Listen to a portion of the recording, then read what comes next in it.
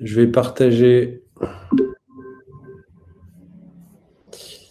Je vais partager une fenêtre. C'est celle-ci. J'ai le Ledger Live à côté, mais c'est pas celle-ci.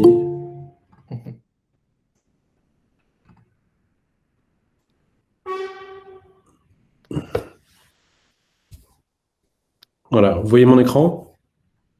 Oui. Voilà. Donc on va pouvoir commencer.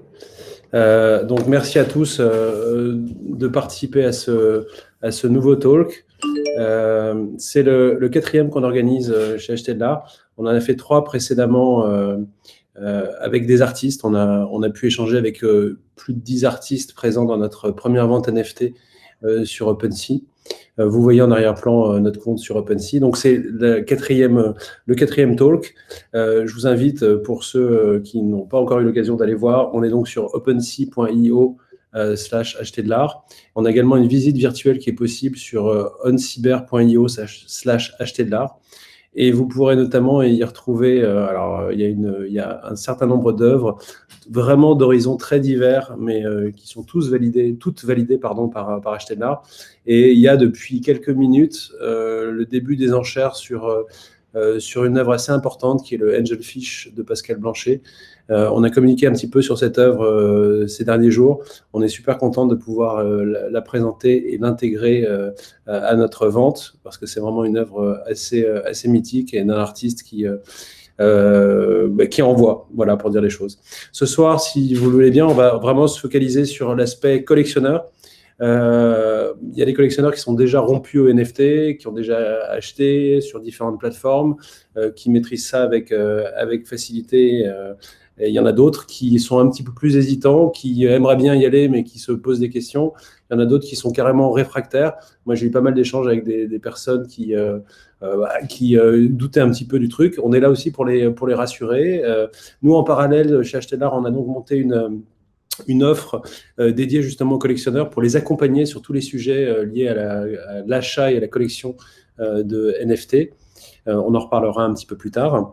On a la chance ce soir d'être avec plein d'interlocuteurs, enfin il y a plein de personnes, essentiellement que j'avais sollicité dès le départ, Ophélie Dantil, donc maître Dantil, notre avocate fiscaliste spécialisée sur le marché de l'art qui intervient depuis 2015 sur le site, donc avec des articles divers et variés sur la TVA, sur la collection, enfin voilà.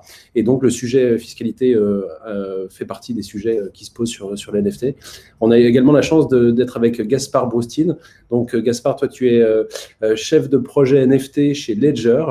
Ledger qui est une importante société dont on va évidemment reparler, puisque la question de la sécurité est un des points essentiels, enfin en tout cas c'est un point super important qui revient dans les échanges qu'on peut avoir avec les collectionneurs de l'ancien monde, donc les collectionneurs qui sont habitués à acheter des photos, des choses plus palpables, qui se posent plein de questions sur le NFT. Et notamment sur ces questions de sécurité. L'idée, c'est vraiment d'essayer de répondre aux questions pertinentes. Elles sont toutes pertinentes.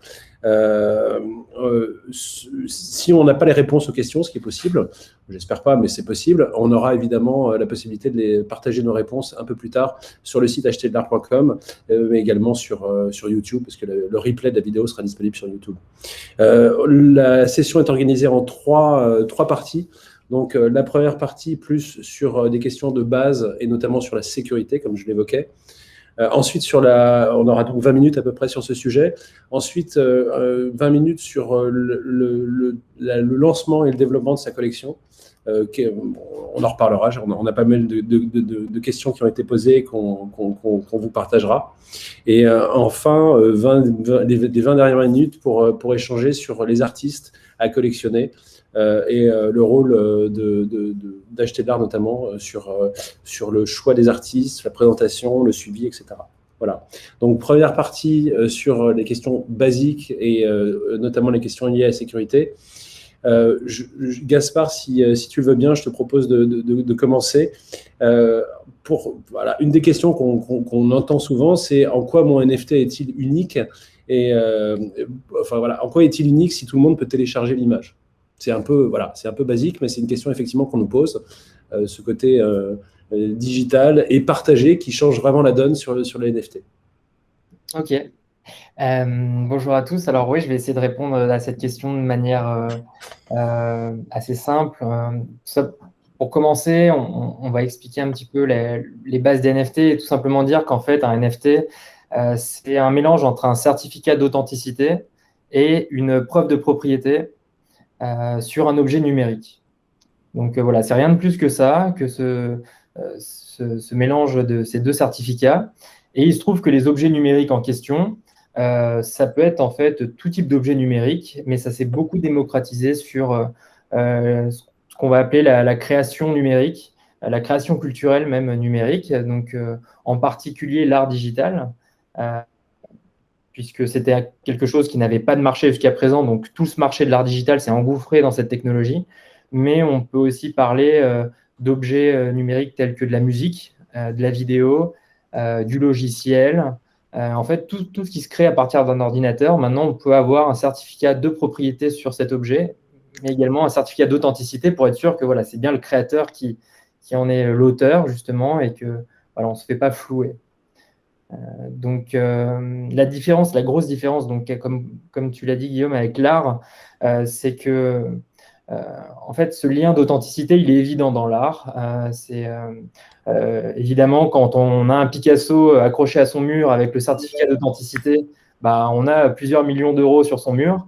Alors que si on a ce même Picasso, mais on pense juste que c'est un Picasso, mais personne n'en a la preuve, ça vaut rien. Et même si vous allez le vendre à une maison d'enchères, c'est signé Picasso et tout, ils ne vous la prendront pas. Donc là, on se rend bien compte que la certificat d'authenticité dans l'art, c'est quelque chose de très important, qui a beaucoup de valeur, hein, qui peut même avoir plus de valeur que l'objet artistique en tant que tel.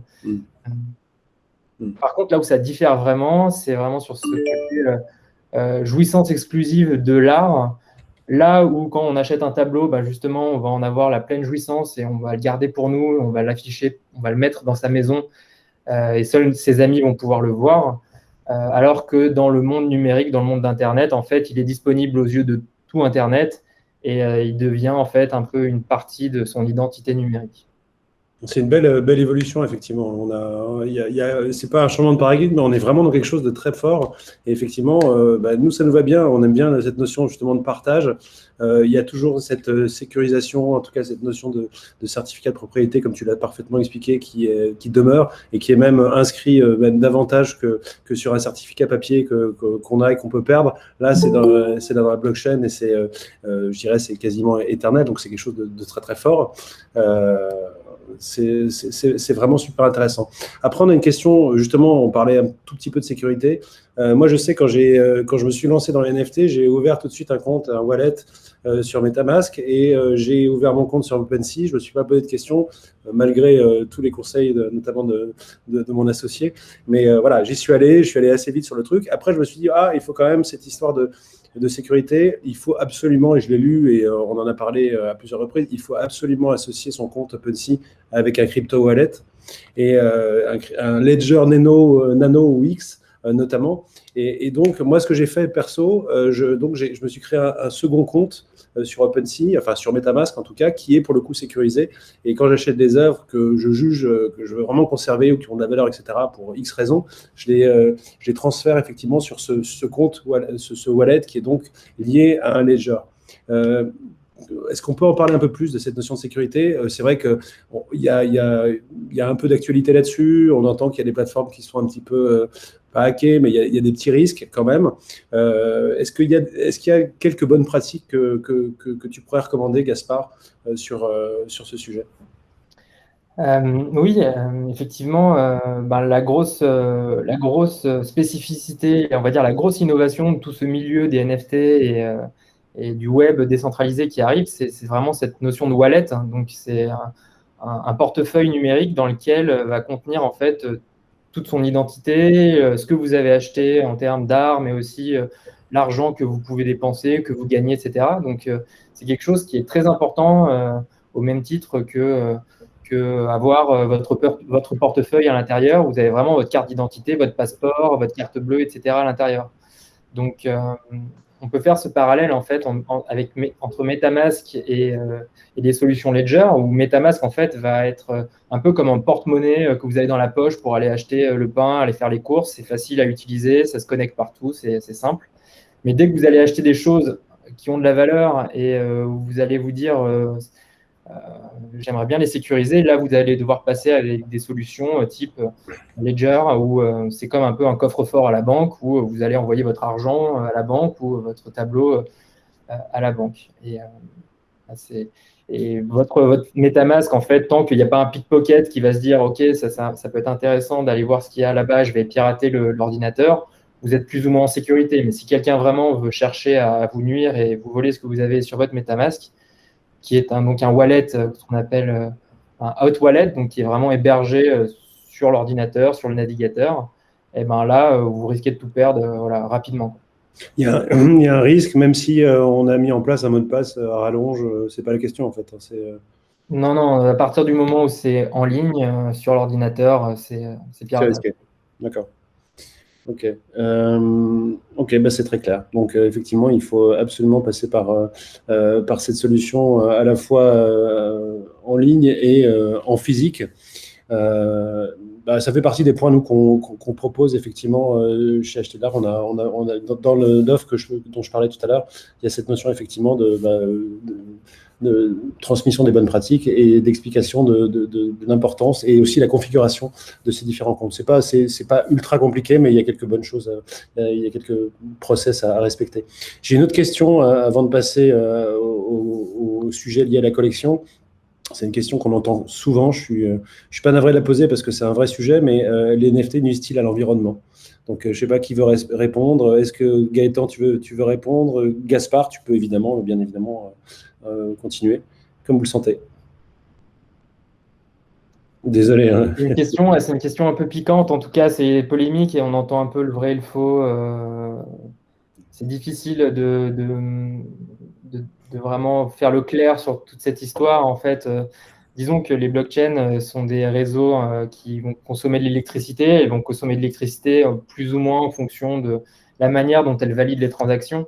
Et il faut savoir qu'effectivement, il y a des blockchains, des systèmes de vérification des transactions qui vont consommer plus d'électricité que d'autres. Après, il y a le choix entre différentes blockchains. Donc, on peut faire ce choix en décidant d'aller sur des technologies qui consomment un peu moins d'électricité. Mais en même temps, c'est une technologie qui évolue très vite. Et en fait, là, on est dans un moment où, effectivement, les process de validation sur Ethereum en particulier consomment pas mal d'électricité. Mais ça va évoluer rapidement et d'ici 1 an ou 2, ça sera des consommations qui sont 100 voire 1000 fois moins qu'aujourd'hui. C'est parce que ça évolue très vite que c'est difficile en fait de donner une opinion vraiment très, très figée là-dessus. Bien sûr. Non, mais c'est peut-être aussi pour répondre à ce qu'on lit ou ce qu'on entend souvent sur ces blockchains. Donc, merci pour ces précisions. Ethereum 2, c'est pour... on n'a pas de date, hein, mais c'est dans le pipe. C'est quoi? C'est 6 mois? C'est 1 an? Vous avez une idée ou pas? Non. Bon, on passe. C'est un sujet, voilà. Je ne sais pas, sur cette première partie, la question de la sécurité, etc., est-ce qu'il y a des questions que vous vous posez? Est-ce qu'il y a des choses que vous voudriez qu'on aborde tout de suite? Sachant que c'est moins physique, effectivement, quoique une photographie ou une chose comme ça sur papier parité. Nous, on propose dans la vente actuelle, on a effectivement des œuvres qui sont évidemment des NFT, mais qui viennent également avec une œuvre, un tirage papier. C'est le cas notamment pour l'œuvre qu'on vient de mettre en vente de Pascal Blanchet. Il y a un tirage premium qui sera réalisé à l'Atelier Clos à Paris. Donc voilà, c'est quelle est la question du display donc est super importante. Comment est-ce qu'on fait pour profiter pleinement de son œuvre, sachant qu'il existe des écrans, des choses comme ça, mais je ne sais pas si quelqu'un veut répondre. Peut-être Gaspard et puis peut-être Gaëtan aura une idée parce que Gaëtan est artiste également, donc du coup il y aura peut-être les deux auront des opinions intéressantes, je pense, à partager. Non, mais c'est vrai, c'est clair que c'est un vrai sujet. Et ouais, il y a pour moi, il y a plein de solutions qui peuvent presque s'ouvrir en fait dans le futur finalement, parce que je pense par exemple à quelque chose de 3D, enfin une visualisation 3D. En fait, on peut imaginer qu'avec le développement de la VR de manière générale, en fait, on va débloquer beaucoup de possibilités dans le futur en fait, en termes de qualité, en termes de performance, etc.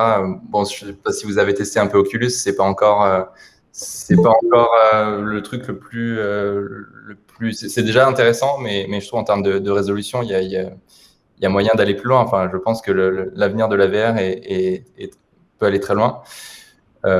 Et après, tous les aspects physiques versus digital. Donc voilà, c'est quelque chose que moi personnellement j'explore beaucoup en ce moment, mais que beaucoup d'artistes en fait explorent beaucoup d'idées autour de comment réussir à mêler le digital et le physique finalement, parce qu'on essaie de se rattacher à quelque chose de physique. Oui, bien sûr. Notre exposition, nous, on l'a mise dans une sorte de metaverse, donc oncyber.io. Il existe évidemment des metaverses. Moi, personnellement, je ne suis pas encore suffisamment branché. Enfin, j'ai toujours un petit peu de mal à me repérer sur les solutions metaverse plus complètes. Je ne sais pas ce que vous en pensez. Est-ce que vous pensez que c'est vraiment l'avenir des NFT? Est-ce que c'est quelque chose qui arrivera en parallèle, enfin, qui continuera à se développer en parallèle? On sait que il y a plusieurs grandes maisons de vente aux enchères qui ont investi effectivement ces espaces. Est-ce que vous avez un point de vue là-dessus? T'es mute, Gaspard. Ouais. Pardon. Je disais que c'était en tout cas un secteur qui était amené à se développer vu les investissements que certains acteurs font là-dedans, en particulier les éditeurs de jeux vidéo. Aujourd'hui, les métaverses, les solutions qui existent sur la blockchain sont encore assez basiques, on va dire. On a un peu l'impression de se croire sur une Game Boy ou quelque chose comme ça. Mais il y a des acteurs type Epic Games qui ont Fortnite, qui sont en train de mettre des millions, voire des milliards à l'intérieur. Et là, vraiment, l'avenir nous dira ce que ça va donner. On peut qu'imaginer. Mais voilà, après, on a des inspirations type Ready Player One. Je ne sais pas si vous avez vu le bouquin ou vu le film, mais on peut potentiellement tendre vers ça, où on aura vraiment une identité numérique à part entière et on pourra se balader, pourquoi pas, dans la maison ou dans le musée de telle et telle personne, admirer la collection en 3D. Voilà, ça c'est un peu ce que la technologie nous réserve, mais c'est vrai qu'aujourd'hui, cette question n'est pas encore très bien abordée en termes de solutions, même si au final, une belle impression avec un beau cadre, ça fait toujours bien l'affaire aussi. Ça fait le job, tout à fait. Il y a aussi ces systèmes, les petits écrans plexi qui fonctionnent bien. Pour ne pas citer la marque, on a participé, nous, à la CADAF cette année. Ils mettaient ça en avant. Moi, j'en ai une, j'ai une œuvre comme ça que j'ai achetée d'un artiste NFT. Le résultat est franchement assez bluffant, c'est assez propre, l'objet est bien fait. Alors, c'est un petit format, évidemment, hein, mais c'est assez sympa à mettre, je trouve, dans un salon. Après, il y a des solutions, il y a des écrans plus grand format. Je ne vais pas citer de marque, mais ça fonctionne bien. Nous, on en a mis un à la galerie. On est assez bluffé par le rendu. Alors, c'est peut-être plus sur des images statiques que sur la vidéo aujourd'hui, mais bon, je crois que c'est aussi un sujet qui est en cours qui est évidemment en cours de développement, et à terme, on aura quelque chose peut-être de très pertinent. Ok, on va passer à des questions peut-être fiscales. Ophélie, si tu veux bien participer à ce talk, on est ravis de te voir et de t'entendre. On te lit souvent maintenant, c'est toujours un plaisir de pouvoir échanger avec toi. On en est où fiscalement sur les NFT? Est-ce qu'on a quelque chose déjà qui existe? La question, c'est toujours de qualifier l'œuvre d'art. Voilà, œuvre d'art, c'est beaucoup dire, qualifier le NFT. Ouais. Donc, une question qui a été posée, tu vois, très récemment, le 15 avril 2021, puisque pour savoir dans quelle case on le met. Est-ce qu'on peut considérer que c'est une œuvre d'art au sens création, œuvre de l'esprit, ou un actif financier? Et là, on aurait une différence d'un actif financier, on est dans le régime des plus-values, avec une imposition à 30%, la flat tax, alors que si on est dans le cadre d'une œuvre d'art, au sens droit d'auteur du terme, la question est posée au sens droit d'auteur du terme et pas d'un point de vue fiscal. Et ben, si on était dans une œuvre d'art, on aurait une taxation de 36,2%, mais avec un abattement de 5% au-delà de la deuxième année de détention, soit une exonération totale de la plus-value. Donc voilà, on attend une réponse de la part du gouvernement, du ministère de l'économie, pour savoir comment on classe ces NFT liés à l'art. Voilà, ça c'est par rapport à la cession. Autrement, par rapport, souvent on me pose la question de savoir si les entreprises, vous savez, qui achètent des œuvres d'art peuvent bénéficier d'une déduction fiscale d'un 5e pendant 5 ans et faire une économie d'impôt sur les sociétés à hauteur de l'impôt correspondant. Je ne pense pas qu'à ce jour, on puisse rentrer dans le dispositif dès lors que pour en bénéficier, il faut pouvoir déjà exposer au public l'œuvre. Et si on est plusieurs à acheter une œuvre, ça va être un peu compliqué de dire que l'entreprise l'expose au public. Enfin, il y a une charge de la preuve qui sera assez compliquée à mettre en place. En même temps, ça se L'inverse, dépend. en fait, excusez-moi là, d'intervenir, mais pour moi, c'est l'inverse. C'est justement pour moi la raison pour laquelle les NFT a un potentiel énorme, c'est qu'au contraire, tout le monde peut les voir, en fait. N'importe qui peut les diffuser, même sans en être le propriétaire d'ailleurs. Il suffit que vous ayez un compte NFT sur OpenSea, que vous fassiez un like d'une des œuvres de Gaëtan, enfin de Gray au-dessus, et voilà, sur votre environnement OpenSea, vous pouvez le diffuser. Ouais, de façon continue. Oui, bien sûr. Bien sûr, c'est Bon. Internet, c'est jamais fermé. Et du coup, j'avais une autre question pour vous, qui effectivement est intéressante par rapport à ce que vous disiez tout à l'heure, parce qu'effectivement, il y a la définition de ce qu'est une œuvre d'art. Michel, je vous coupe, mais alors après, c'est la façon de se dire, est-ce qu'on a un jeton ou est-ce qu'on a l'œuvre? Est-ce que c'est une création originale qu'on a ou est-ce que c'est une copie? Est-ce qu'on peut l'inscrire à l'actif du bilan? Il y a d'autres complexités qui aussi sont pas toujours évidentes. Voilà. Mais voilà, vous avez répondu pour l'ouverture au public, mais là, est-ce qu'on peut considérer que le fait d'avoir un jeton se soit assimilé à l'œuvre? C'est un certificat de propriété. Voilà, c'est un certificat de propriété, mais c'est pas forcément l'œuvre originale. Il n'y a pas de jurisprudence pour l'instant. Ah non, non, non. Ben non. L'œuvre originale, excusez-moi, mais l'œuvre originale, enfin, dans la plupart des cas, alors je ne sais pas ce que vous avez en tête, vous, dans ce panel de personnes, mais pour moi, l'œuvre originale d'un NFT, c'est le métafichier derrière, enfin, c'est l'œuvre, en fait, l'œuvre numérique qui a été créée, qui a été mise sur un IPFS, pardon. Et voilà, donc en fait, fondamentalement, pour moi, l'actif numérique, enfin, le jeton est égal à l'œuvre, et ce que j'achète ou ce que je collectionne, moi, c'est ça, en fait. Et je ferai la distinction avec effectivement un artiste, entre guillemets, du monde pictural classique, enfin du monde normal, on va dire, qui va prendre une photo de son œuvre et qui va effectivement le mettre en NFT. Là, on est d'accord, l'original, c'est l'œuvre, une peinture ou une photo, etc., qui va passer en NFT. Mais pour moi, les œuvres nativement numériques qui ont été faites comme ça, en fait, pour moi, l'original, c'est le NFT, en fait. Mais là, on est sur un débat quasi philosophique. Oui, complètement.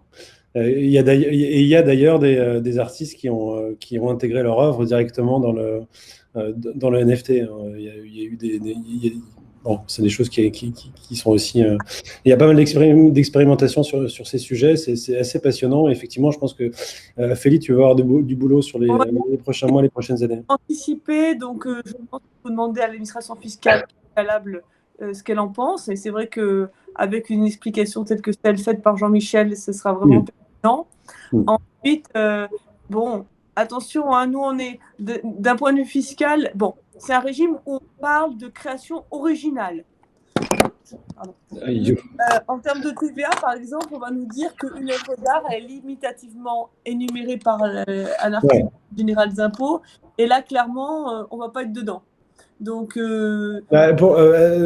Félix, il y a les NFT, tu as des éditions 1 sur 1. Parfois, tu as des multiples, mais tu vois, celui qu'on vient de mettre en vente aux enchères là, sur le site, c'est une œuvre unique, en fait. Ouais, mais bon, tu as toujours le fait qu'il faut que ce soit fait entièrement par la main de l'artiste. Ouais, il y a plein de considérations comme ça, mais je pense qu'on y arrivera, on va y arriver. On arrivera. Alors après, je vous rappelle que juste que la définition en termes de TVA, elle n'évoluera pas parce que c'est du droit européen et qu'il faut l'unanimité de tous. Mais voilà, il faut un peu pousser les curseurs, adapter les choses. C'est jamais bien simple parce que ce sont des textes qui sont un peu anciens et qui étaient plutôt en adéquation avec un art un peu classique, entre guillemets, oui, bien sûr. Mais bon, voilà. Mais en termes d'autres fiscalités, notamment les plus-values de cession, c'est-à-dire quand je vends mon œuvre d'art, quelle fiscalité j'ai, là, ça devrait évoluer favorablement parce qu'on ne va pas remettre en question la notion, à mon avis, d'art de la part de ce genre d'œuvre. On est quand même... Dans tes clients, est-ce que tu as des clients qui sont déjà collectionneurs des NFT ou ça arrive? J'ai des clients qui commencent à... Des entreprises qui se mettent sur ce marché-là, évidemment. Donc, ça, c'est très intéressant. Et c'est vrai que c'est intéressant aussi de tenter de faire un peu bouger les curseurs en fiscalité qui, je vous rappelle, sont assez rigides. Bah, ce serait bien que tu nous fasses un article sur ces sujets-là, sur le site Acheter de l'art. Après, l'investissement, l'achat d'œuvres d'art par les entreprises, avec cette possibilité d'avantage fiscal, prendra normalement un terme au 31 décembre 2022. Donc, sauf si on démontre que le système est très, très avantageux pour l'économie artistique, attention, c'est un système qui va prendre fin. Bon, on en reparlera. Ouais. Ok, Ophélie. Bah, écoute, merci. Merci pour ces premiers échanges et ces premières informations fiscales sur un NFT. Est-ce que vous avez des questions sur cette pratique de la collection avant de passer peut-être justement aux artistes à collectionner et à ce qu'on propose chez Acheter de l'art? C'est dommage, on n'a plus d'invités là. C'était sympa ces petites coupures sonores, mais on n'a plus. Bon, bref. Donc, sur ces sujets, c'est clair. On passe, il nous reste quelques minutes, on peut discuter effectivement des artistes à collectionner, entre guillemets. Peut-être en intro, nous, ce qu'on a voulu faire dans cette première vente NFT Acheter de l'art, c'est de partir effectivement sur une offre qui est vraiment très variée, comme vous avez pu le voir si vous êtes allé sur OpenSea. Sur notre compte OpenSea.io et sur le Metaverse qu'on a créé. Donc, on a vraiment des œuvres émanant d'artistes d'univers en tout cas très différents. On a des photographes, des illustrateurs, des auteurs de BD, de purs artistes digitaux comme Gaëtan qui est ici présent, des photographes comme je disais, on a des street artistes également, on a John Hammond, on a P-Boy, Pascal Boyard et sa chapelle 16 Underground. L'idée c'était vraiment de montrer effectivement la diversité. Je sais que ce sujet est débattu. Est-ce que le NFT, est-ce que ça doit être une image fixe ou quelque chose d'animé, sonore éventuellement?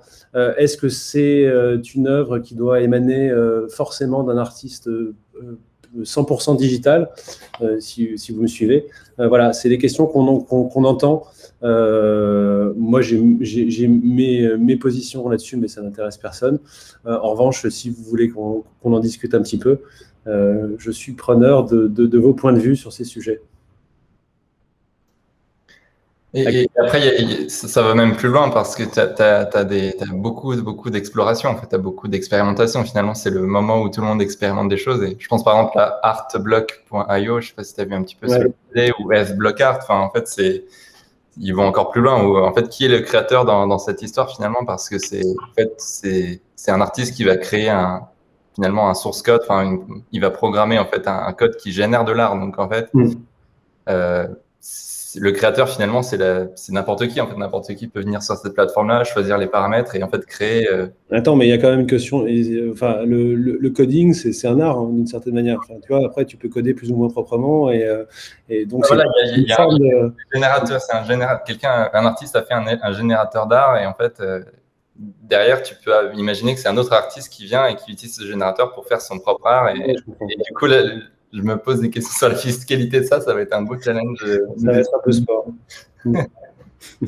Mais voilà, en fait, comme Jean-Michel disait, effectivement, aujourd'hui, le statu quo, c'est que tout le monde utilise IPFS pour stocker finalement l'œuvre réelle, enfin, ouais, l'œuvre digitale.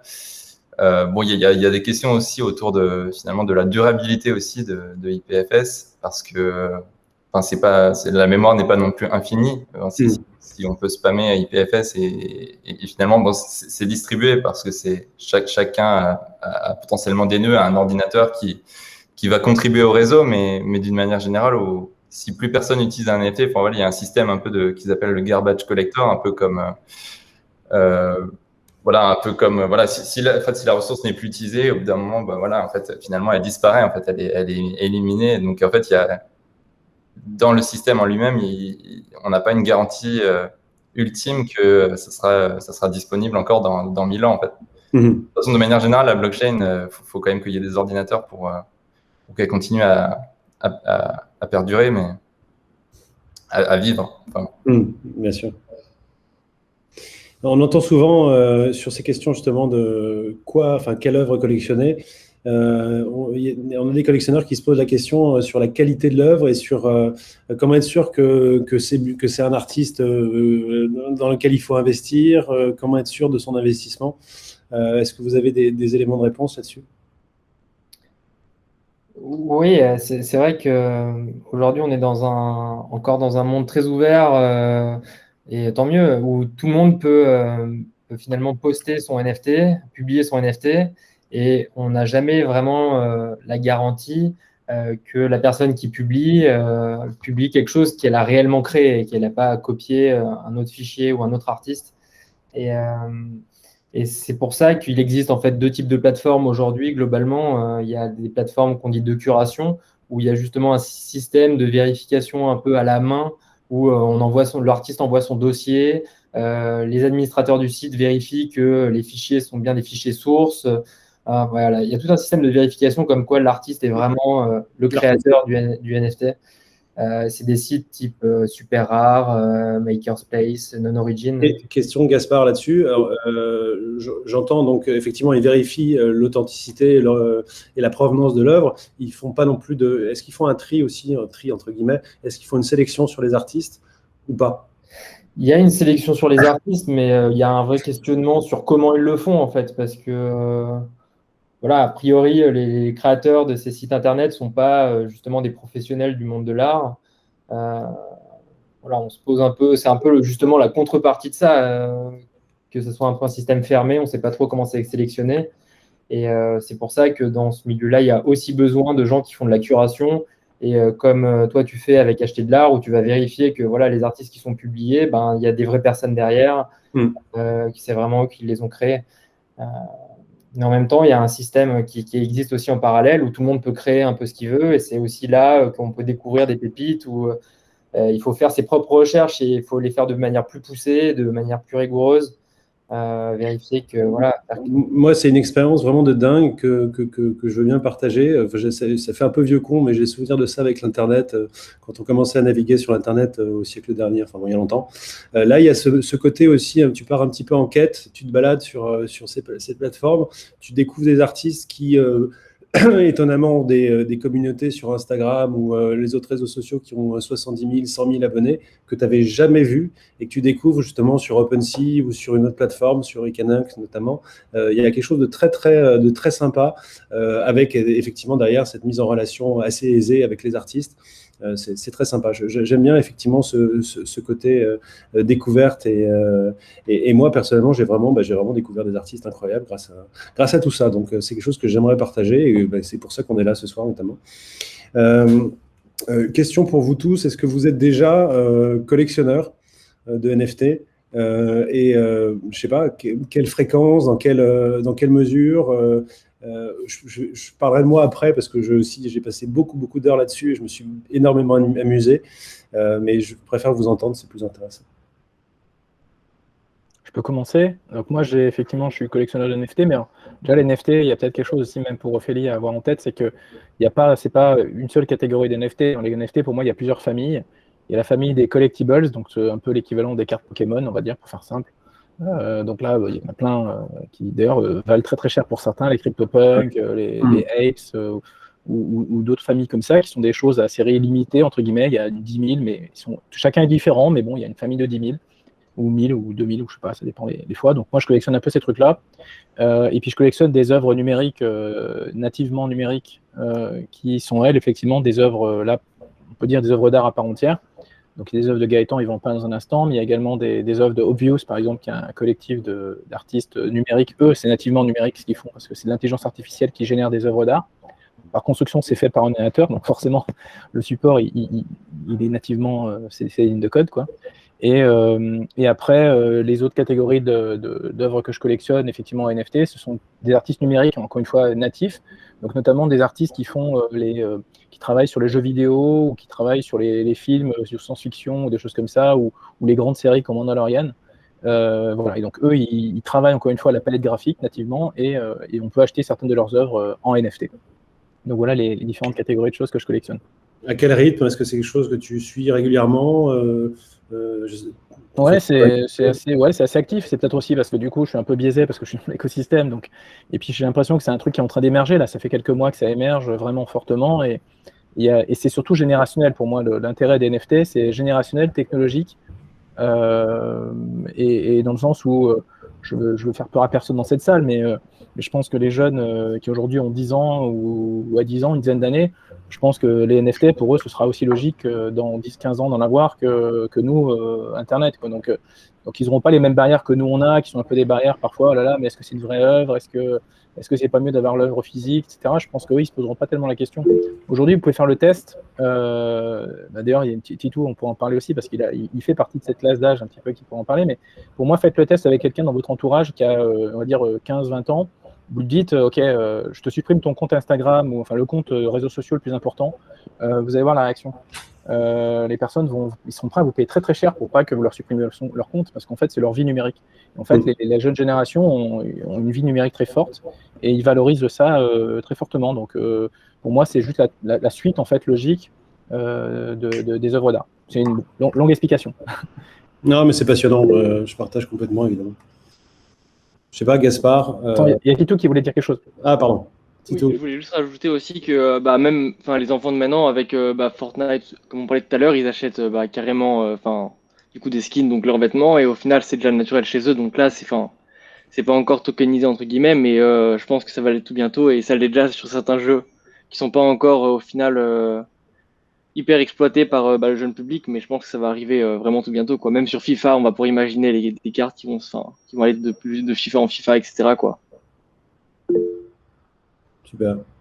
Ophélie, tu veux rajouter quelque chose? Oui, c'est vrai que c'est une autre façon de voir. Enfin, je pense qu'il faut se plonger dedans en totalité. Il ne faut pas faire un lien avec l'art classique. Il faut se dire, comme disait Jean-Michel, c'est un raisonnement, c'est une façon de penser. Donc, je suis dans l'art numérique, je suis pas dans, et j'essaye pas de le rapprocher de quoi que ce soit. Je suis dans un autre système.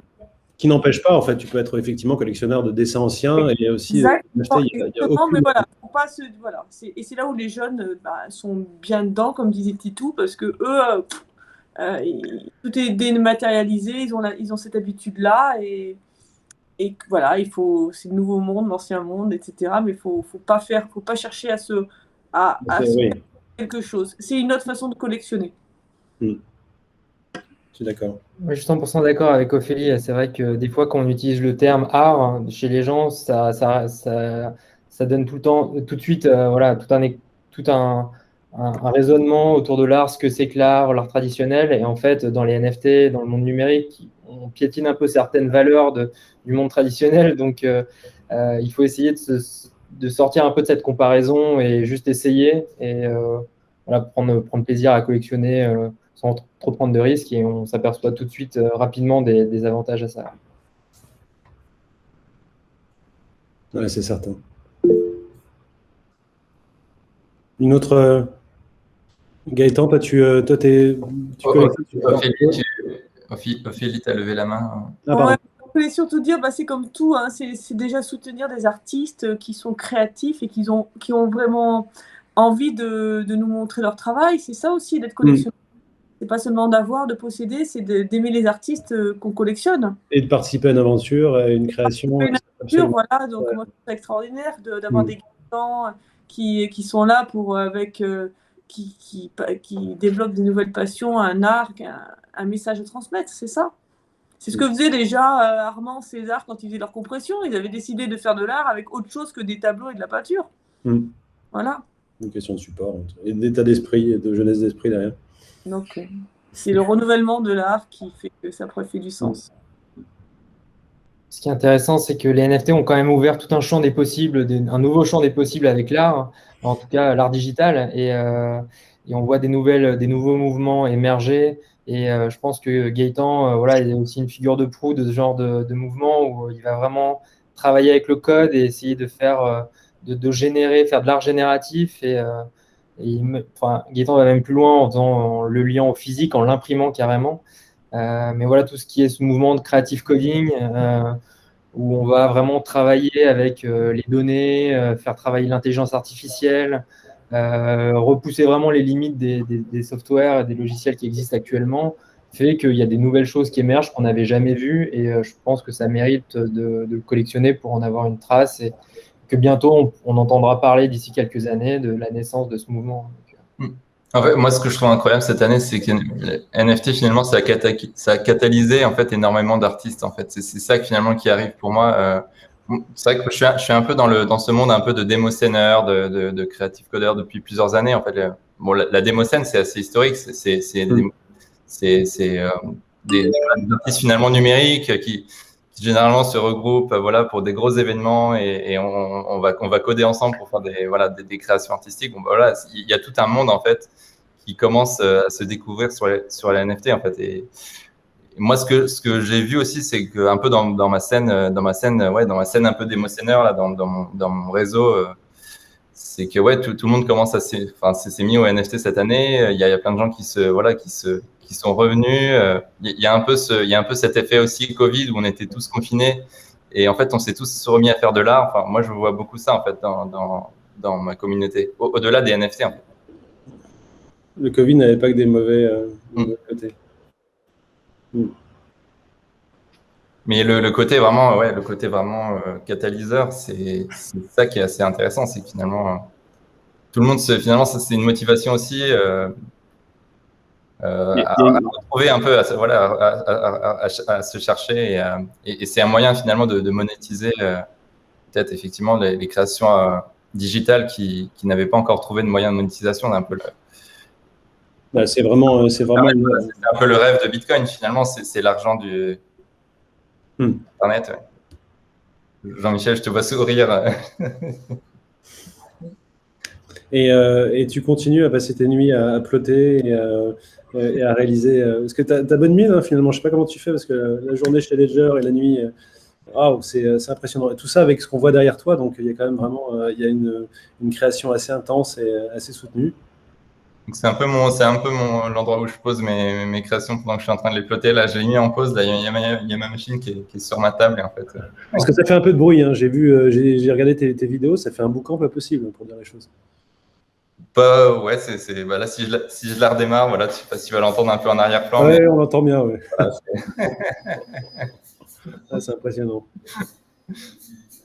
Mais ouais, enfin, c'est un peu mon délire là, personnel de pousser, de pousser cette idée de. Alors en fait, même personnellement, voilà, l'idée d'allier le digital et le physique. Donc en gros, c'est ce concept de mettre des stylos sur un robot et bien sûr. Et de travailler sur le papier, encre, etc. Il y a toute cette recherche et tous les inattendus que tu vas avoir, parce que en théorie, sur le digital, ça marche, mais quand tu le mets en physique, tu peux trouver le papier. Enfin voilà, tu peux.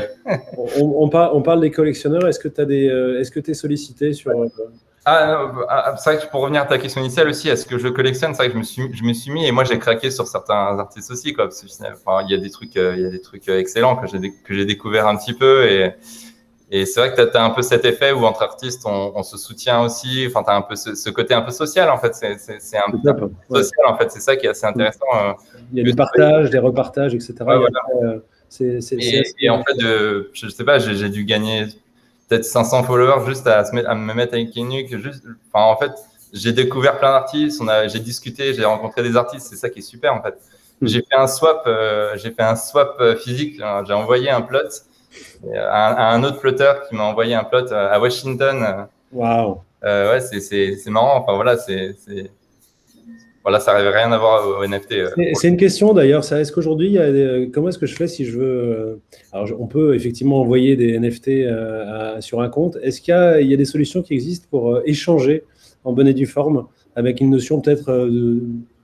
Jean-Michel, Non, mais tu vois, parce que échanger. Gaëtan, il y a des swaps, il y a des sortes de DEX qui permettent, enfin des decentralized exchanges pour plusieurs services, ouais, qui peut-être, je crois que Gaspard, t'en connaissais un, il me semble que tu connaissais un. Il y a plusieurs services qui font ça, effectivement. Ça fonctionne bien, on peut en toute sécurité et sérénité envoyer.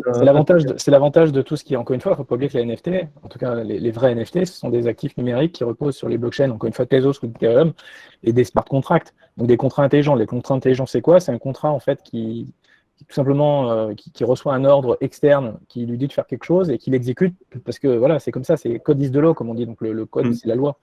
Et donc ça veut dire que c'est absolument incorruptible. Et donc c'est beaucoup plus puissant finalement qu'un intermédiaire. C'est pour ça, effectivement, Bitcoin, c'est pour ça que je souriais, c'est qu'en fait, c'est à nouveau, c'est toute la philosophie décentralisée où en fait il n'y a pas de tiers de confiance. Par contre, tout le monde, c'est le système dans sa globalité qui fonctionne et qui permet de fonctionner. Donc, en l'occurrence, admettons que moi, admettons que je suis pas artiste, mais admettons que je sois artiste et qu'on fasse un swap avec Gaëtan, bah, du coup, on va se mettre sur une de ces plateformes. Lui, il va envoyer vers la plateforme, on va se swapper, en fait, chacun notre actif, quoi. Lui, son plot et moi le mien. Et voilà, et ça se fera de façon totalement sans intervention tierce. Système et le système en fait va faire c'est un peu comme un notaire en fait ou un escroc, enfin je sais pas qu'on est un compte c'est qu'en fait les deux œuvres vont être conservées et à un instant de raison à un moment donné l'échange va se faire et il n'y aura pas de méthode, il n'y en aura pas un qui pourra prendre l'autre et puis empêcher. Oui, c'était un peu ma question effectivement. Avoir l'équivalent de la solution escroc aux US, effectivement, tu as répondu à tout ça. Super. Est-ce que vous avez d'autres questions sur d'autres choses à partager peut-être sur ce sujet? Bon, je pense qu'on en reparlera à l'occasion de d'autres talks et d'autres sessions, mais pour ce soir, est-ce qu'il y a d'autres choses que vous voudriez dire peut-être aux collectionneurs? Moi, je leur dis d'y aller franchement et simplement, parce que c'est vraiment passionnant. Moi, j'ai vraiment, encore une fois, fait des découvertes d'artistes, d'univers très, très, très, très variés. Et on me dit souvent le cours du Bitcoin ou de l'Ether, c'est un peu difficile à suivre. Moi, je réponds systématiquement, moi j'ai mes NFT, ils sont toujours là, ils ne bougent pas et j'en profite tous les jours. Donc, voilà. Mais ça, encore une fois, c'est mon point de vue. Je ne sais pas si vous voulez finir sur quelque chose, sur un point de vue sur cette... Dire que c'est important, dire qu'effectivement, déjà, c'est probablement le premier et pas le dernier qu'on fera, qu'il y aura d'autres qui viendront dans le futur, qu'il y aura d'autres expositions qui se feront là-dessus et qu'il faut commencer en fait. Avec les NFT, c'est comme quand on a commencé Internet, tous, encore une fois, il faut commencer, il faut se lancer. Alors par contre, il ne faut pas se lancer tout seul, c'est pour ça aussi qu'il y a des structures comme Acheter de l'art qui existent pour justement accompagner à la fois sur la dimension sécurité et sur la dimension un petit peu de curation et de sélection. Mais effectivement, il ne faut pas hésiter. Il ne faut pas hésiter aussi à emporter des gens avec nous. Moi, récemment, j'ai converti pas mal de gens autour de moi qui d'ailleurs n'étaient pas forcément des gens très intéressés par la crypto en tant que telle, mais qui étaient un peu intéressés par l'art ou des choses comme ça et qui se sont vraiment pris au jeu en fait. Et effectivement, c'est un autre univers, comme l'a dit tout à l'heure Ophélie. Donc, c'est un nouvel univers qui se crée, c'est un nouvel univers artistique et avec plein de possibilités. Alors, des choses qui seront des choses incroyables qui, dans 5 ou 10 ans, deviendront des œuvres majeures, entre guillemets, de ce nouvel univers. D'autres qui, effectivement, n'ont pas forcément traversé les étapes. C'est un petit peu comme quand on a eu YouTube où n'importe qui pouvait faire sa vidéo, des choses comme ça. Il y aura des choses qui sont... Voilà. Mais c'est génial. Donc, vraiment, ceux qui n'en ont pas encore fait, regardez, étudiez, renseignez-vous, allez sur les forums et puis suivez les gens qui sont un peu experts. Et Ophélie? Oui, c'est un peu comme souvent, moi, je vais me poser des questions à mes clients en leur disant c'est quoi vos passions? Et dès que j'aborde l'art, souvent les gens disent ah, mais l'art contemporain, c'est de la connerie, machin, etc. Et souvent, je me rends compte, c'est parce que les gens pensent qu'ils n'ont pas la culture nécessaire pour comprendre ou pour intégrer ça. Et c'est un peu comme les NFT, on se dit ouais, mais je comprends rien. Donc, on aura tendance à rejeter. Et il est vrai que plus on va dans des galeries et des musées et plus on commence à s'entraîner l'œil. Et vous avez tout à fait raison, Guillaume et Jean-Michel, c'est que plus on commence à s'y mettre, à regarder, et plus on s'entraîne l'œil au même titre sur le NFT. Donc, au même titre que l'art contemporain, enfin dit contemporain, l'art numérique et digital, c'est aussi un art qu'il faut s'éduquer l'œil, quoi. C'est une question d'éducation et d'entrer dans ce milieu-là pour après l'apprécier et sentir un petit peu moins con. Très bien, Ophélie. Il y a un petit peu un côté où tout le monde aussi devient un peu artiste finalement, parce qu'en tant que collectionneur, tu vends, tu peux revendre, etc. En fait, tu as un côté où finalement c'est déjà pédagogique en soi, les NFT, je trouve. Je sais pas si... Ouais, je suis totalement d'accord. Tu pars dans des... C'est presque un voyage en fait. Moi, je l'ai vécu avec notamment Kevin Abosch et sa série des 1111. Là, je ne veux pas en parler là parce on l'a déjà interviewé, on en a déjà parlé, mais c'est vraiment des expériences qui sont vraiment super intéressantes et qui nous permettent d'apprendre beaucoup de choses aussi sur la blockchain, sur les NFT, sur plein de choses autour de tout ça, quoi. Titou, tu veux rajouter quelque chose? Oui, je veux juste aussi dire, vu que c'était décentralité, on avait accès à tout. Et du coup, je trouvais que du coup, la base de données, elle était tellement énorme que par rapport à de l'art physique, il n'y a pas de limite, quoi. Ça, je trouvais ça assez dingue. Les étoiles. Super. Super. Bah, écoutez, je vous remercie tous pour votre participation à ce talk. Je vous souhaite une très très bonne soirée. On se reparle quand vous voulez. De toute façon, il y aura d'autres sessions. Pour finir, je vous invite à retourner voir les plots de Gaëtan sur notre expo, si vous ne les avez pas déjà vus. Regardez également un petit peu ce qu'on a mis en ligne, le Pascal Blanchet, le Angelfish, qui est une pure merveille. On vient de le mettre en vente aux enchères. Ça va durer une grosse dizaine de jours. Voilà. Et sinon, évidemment, tous les autres artistes divers et variés dont j'ai parlé, qu'on est vraiment ravis d'exposer. Je vous remercie encore une nouvelle fois. Je vous souhaite une très très bonne soirée et à très vite. Bye bye. Bye. Au revoir.